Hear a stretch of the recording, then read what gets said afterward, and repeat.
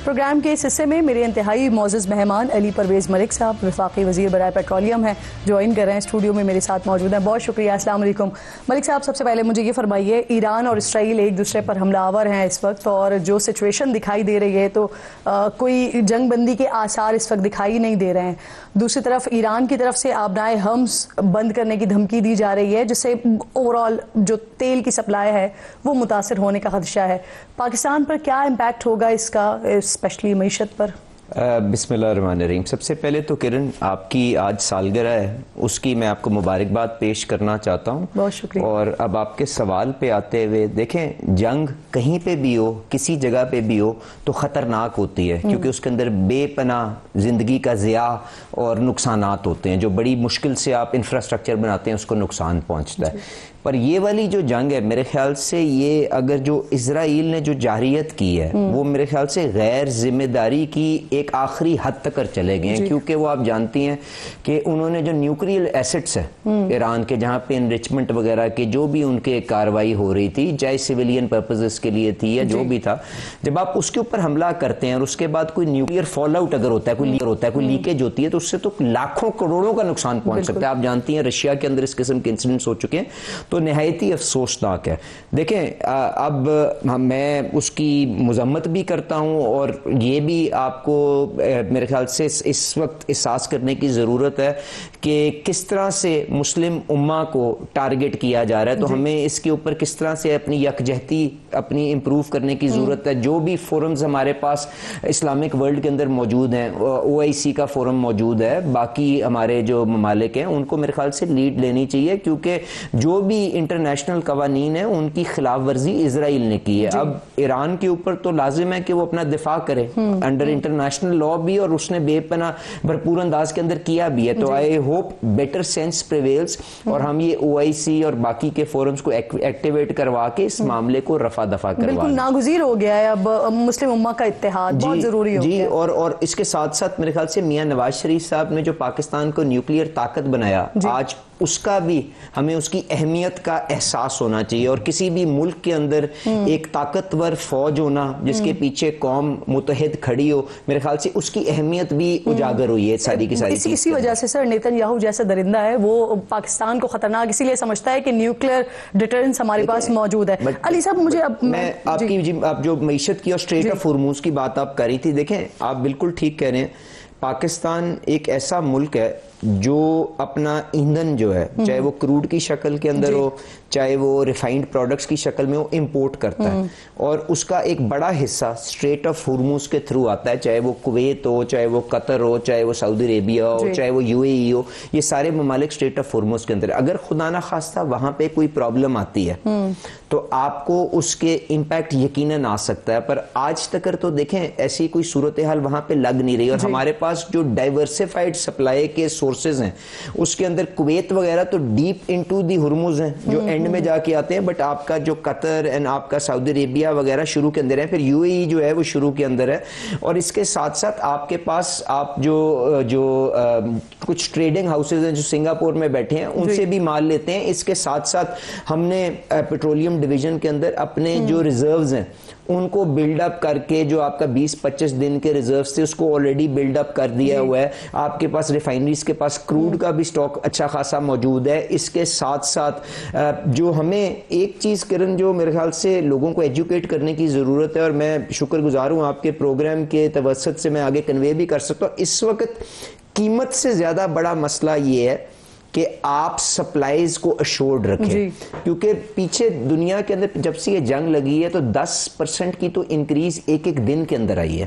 तो इस वक्त अगर हमने किसी किस्म की भी कोई कोशिश की कि हम प्राइस के साथ कोई खिलवाड़ करें, क्योंकि देखिए पाकिस्तान के ज्यादा बस में नहीं है। शहबाज शरीफ साहब जरूर लोगों के लिए आसानियां चाहते हैं, पर पाकिस्तान तेल बरामद करता है, तो उसके अंदर जो पीछे आपकी दो बातें मैं ये कह रहा हूं कि देखें आपको सप्लाई लाइन को अश्योर रखना है कि आपकी मईशत के अंदर कोई आउटेजेस ना आए, उसका हमने पूरा इंतजाम किया हुआ है। प्राइम मिनिस्टर ने एक कमेटी भी बना दी है, पोर्ट के ऊपर उसकी ट्रैफिक को भी मॉनिटर किया जा रहा है, सप्लाईज को भी बिल्ड किया जा रहा है। एंड वी आर कॉन्फिडेंट कि जी अगर प्राइस के अंदर रद्दोबदल तो अपनी जगह, वो तो जो मार्केट में होगा हम उसके मुताबिक हमें भी चलना पड़ेगा, पर हम सप्लाई को श्योर करने की भरपूर कोशिश ठीक है। उसके लिए आप बता रहे हैं दो चीजें, एक तो ये कि जखीरा आपके पास इतना है कि अगर ये सप्लाई लाइन जो है अगर बंद होती भी है तो पाकिस्तान में कोई बहुत बड़ा इंपैक्ट अगले 10-15 दिनों में तो नहीं आएगा, लेकिन आज रात कीमतों में भी कोई रद्दोबदल होनी है तो कितना इजाफा या कितनी कमी होना मुतवक्के है आज? देखें किरण, एज पेट्रोलियम मिनिस्टर मेरी जिम्मेदारी जरूर है, पर बस इसके अंदर ज्यादा रद्दोबदल का कोई इख्तियार नहीं है। वजह क्या है? पाकिस्तान तो बरामद करता है ना तेल को,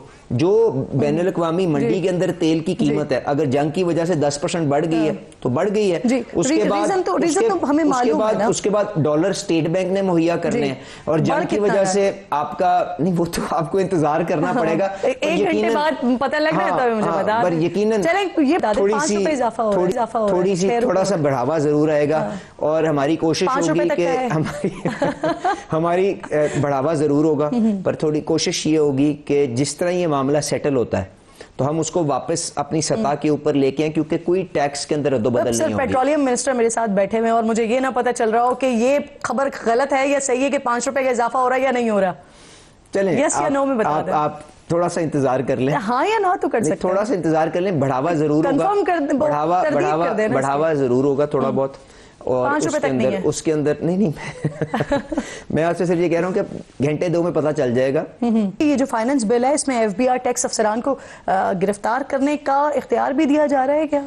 देखें किरण, मैं अब उस बजट का हिस्सा डायरेक्टली तो नहीं था, पर मैं प्राइम मिनिस्टर साहब की इकोनॉमिक टीम का एक मेंबर हूं, और मैंने उनको अपनी ये राय जरूर दी है कि देखें हमने बड़ी मुश्किल से इस्तेहकाम हासिल किया, और यहाँ पे हमें आवाम के अंदर इत्मीनान पैदा करना है ताकि वो सरमायाकारी करें और यहाँ पे ग्रोथ और जो तरक्की हम चाहते हैं वो वापस आ सके। जब भी आप कोई समरी ट्रायल करते हैं, जब भी आप कोई अग्रेसिव एक्शन करते हैं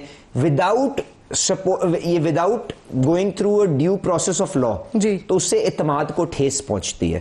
तो मैंने उनको गुजारिश की है कि इसके ऊपर जरूर नजरसानी कर लें, क्योंकि यही इसी किस्म की आवाजें जो हैं वो सेनेट की स्टैंडिंग कमेटी में भी आ रही हैं, नेशनल असेंबली की स्टैंडिंग कमेटी में भी आ रही हैं, हमारे इत्तेहादियों ने भी उसके ऊपर अपनी राय का इजहार किया। देखें, अगर कोई कानून तोड़ता है, अगर कोई टैक्स चोरी करता है, आप उसको शो कॉज करें एक कानूनी प्रोसेस के जरिए, उसको जाके आपने जो सजा कानून इजाजत देता है दें, पर आप ये नहीं कर सकते कि अंदाजे के ऊपर उसको पहले हिरासत में ले लें और उसके बाद उसके ऊपर कार्रवाई करें। आप समझते हैं कि FBI के पास ऐसा कोई इख्तियार नहीं होना चाहिए कि वो लोगों को हिरासत में भी लें और वो नोटिस भी भेजें? FBI की बात नहीं कर रहा हूं, मेरा ये असूल है कि ड्यू प्रोसेस ऑफ लॉ के बाद एक कानूनी तकाजा है। आपने किसी को भी देखें, ये वही बात हो रही है ना कि जी SHO ने भी FIR दर्ज नहीं की और आपको आके अरेस्ट पहले कर लिया, पहले आपको शो कॉज तो करे ना, चाहे FBR हो चाहे कोई और हो। It is a process of law that you have to follow. It is not क्या कहते हैं कोई पान की दुकान के जी आज इसको ये पसंद आ गया तो आप उस तरह से कर लें। इस किस्म के ड्रेकोनियन जो लॉज होते हैं, इससे लोगों के एतमाद को ठेस पहुंचती है। अच्छा, मैं इसको और आसान कर देती हूँ अली साहब, ताकि लोगों को भी समझ आए कि हम डिस्कशन क्या करें। आप इस इख्तियार के ही खिलाफ हैं? आप समझते हैं कि FBR को इख्तियार ही नहीं होना चाहिए कि वो लोगों के घरों में छापा मारे, जाके गिरफ्तार करे, या फिर उसके प्रोसेस से इख्तिलाफ करते हैं आप? देखें किरण, मैंने आपसे कहा कि कानून पार्लियामेंट के अंदर जो भी बनाया जाए उसके अंदर अगले बंदे को एक अपॉर्चुनिटी जरूर ऑफर करनी चाहिए कि वो अपने आप को एक्सप्लेन कर सके। आजकल के टेक्नोलॉजी के दौर के अंदर आपने कहां पे कहना खाया है, आपने कहां से कपड़े लिए हैं, आपके कौन से बच्चे किस स्कूल में जा रहे हैं, आपके पास कौन सी गाड़ी है, सिर्फ मैं एक कंप्यूटर के ऊपर बैठ के बता सकता हूं। और अगर मैं उसका तनासब निकाल के देखूं कि आपकी आमदनी के साथ वो कमेंजरेट नहीं है, तो मुझे आपको शो कॉज करने में और आपके खिलाफ कार्रवाई करने से कौन रोकता है? कोई भी नहीं रोकता। सवाल करने से कोई नहीं रोकता, बट जल्दबाजी के अंदर मलिक साहब ये जल्दबाजी की किसने है? क्योंकि आप खिलाफ है, हुकूमत खिलाफ है, आपके इत्तेहादी खिलाफ है, तो फिर ये शेख फाइनेंस बिल में आ कैसे गई? देखिए, मुझे तो इसके बारे में इल्म नहीं था, क्योंकि मैं डायरेक्टली इन्वॉल्व नहीं, मैं तो पेट्रोलियम की जिम्मेदारी अदा कर रहा हूँ ना जी। तो मुझे इसके ऊपर मैं आपको फाइनेंस मिनिस्टर का नंबर दे सकता हूँ या FBI चेयरमैन का नंबर दे सकता हूँ आप उनसे पूछ सकती हैं, तो वो बेहतर आपको जवाब देंगे। मेरे ख्याल से due process of law is what will inspire confidence. ठीक। एंड इस वक्त आपने बड़ी मुश्किल से इस्तेकाम हासिल किया और आपको कॉन्फिडेंस के जरिए ही ये इन्वेस्टमेंट्स लानी है, तो कोई चीज भी जो उसको ठेस पहुंचाए is not acceptable to me at least. बिल्कुल ठीक। मुझे ये फरमाइए कि ये 1200 अफराद कौन है सर? सॉरी 1200 नहीं है बल्कि 5% हैं जो कि 1200 अरब टैक्स की चोरी कर रहे हैं। ये कौन लोग हैं? हुकूमत बेनकाब क्यों नहीं करती इनको, जब FBI बता रहा है कि ये 5% अमीर तरीन घराने हैं? कौन है बताएं पाकिस्तानियों को, तो टैक्स दे दे के बेहाल है। किरण, मैंने गुजारिश ये की है कि उन्होंने हाउस होल्ड आपका जो सर्वे निकाला है उसके अंदर आमदनियों को देखा है कि जी किस परसेंटाइल में कितनी आमदनी है और अंदाजन कितना उसका टैक्स बनता है और आज आप उनके खिलाफ कितना इकट्ठा करें, उसके थ्रू इन्होंने अंदाजा बनाया।